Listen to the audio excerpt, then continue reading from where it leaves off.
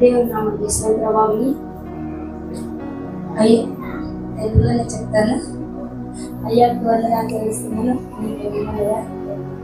చేసిన దేవుడు మంచి కార్యాలు చేసిన దేవుడు గురించి నాకు చేత ఉపాసం ఉండే పోతాను.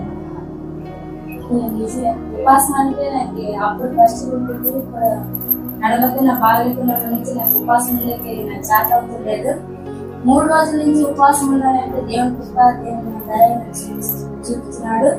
తర్వాత నిన్నమంటూ 7 గంటల టైం తినేది, రేపు 10 గంటలకు తిన్నాను దేవుని కృప అనుకొని. తర్వాత ఇంకొకటి అయ్యగారు వచ్చినప్పటి నుంచి మాకు ఎంతో అద్భుతంగా నడిపించినాడు. అయ్యగారిని గురించి నేను ఎంత చెప్పినా తక్కువే. అయ్యగారి ఇప్పుడు ఈ సభలో వచ్చినప్పటి నుంచి మాకు ఇల్లు కూడా లేదు. ఇల్లు అంటే చల్లకి గుడిసి, ఆ గుడిసి ఇంట్లోనే మేము ఉంటాము.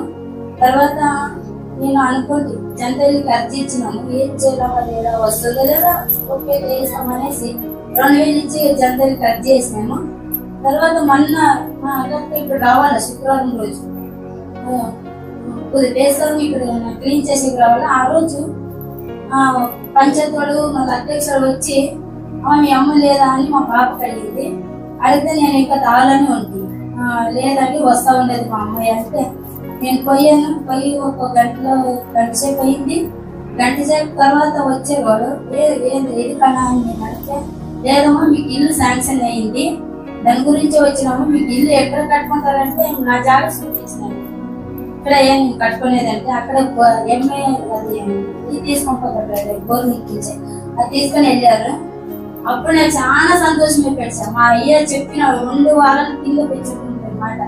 ఎవరికి ఇల్లు లేవు, అతి పెద్దగా ఇల్లు మీరు కట్టించుకుంటారని దేవుడు మాట మాట్లాడి ఆ మాట